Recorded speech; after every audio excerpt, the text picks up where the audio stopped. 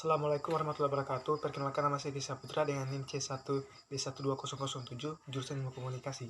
Di dalam video ini, saya akan menjelaskan tentang teori komunikasi inti. Sebelum kita masuk ke dalam pembahasan, terlebih dahulu kita mengetahui apa teori komunikasi inti.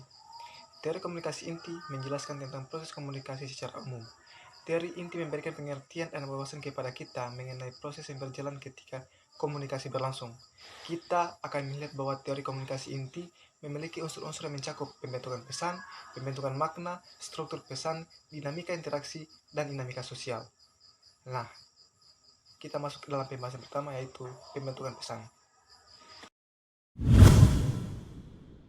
Pembentukan pesan atau development message adalah bagaimana kita menciptakan sesuatu yang akan kita tulis, apa yang akan kita katakan dan ungkapkan kepada orang lain, proses kejiwaan atau mental seperti apa yang akan terlibat, sejauh mana dan dengan cara bagaimana pesan-pesan itu diciptakan dalam hubungannya dengan pihak lainnya, bagaimana proses pembentukan pesan berbeda dengan satu budaya dengan budaya lainnya, dan bagaimana budaya memberikan pengaruh pada proses pembentukan pesan tersebut.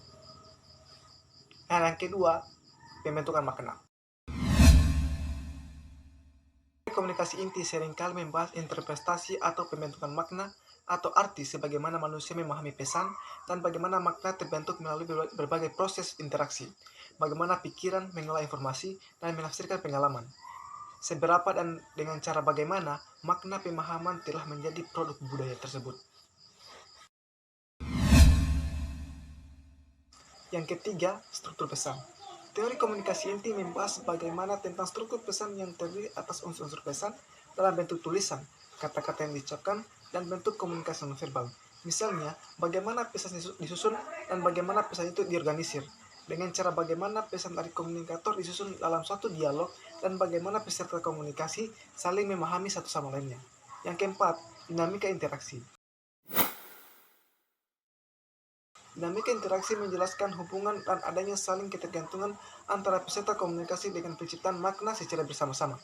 Dinamika interaksi membahas tentang hubungan timbal balik, penciptaan, dan penerimaan peserta di antara pihak-pihak dalam satu transaksi komunikasi tanpa memandang bahwa pihak itu perorangan atau berkelompok. Yang kelima, dinamika sosial. Teori komunikasi inti membantu kita untuk memahami dinamika sosial dan institusional atau bagaimana kekuasaan dan sumber-sumber ekonomi didistribusikan di masyarakat dan bagaimana kebudayaan terbentuk serta interaksi di antara segmen masyarakat. Nah, itulah pemaparan dari teori komunikasi inti. Semoga penjelasan saya dapat dipahami. Kurang lebihnya mohon dimaafkan. Terima kasih. Wassalamualaikum warahmatullahi wabarakatuh.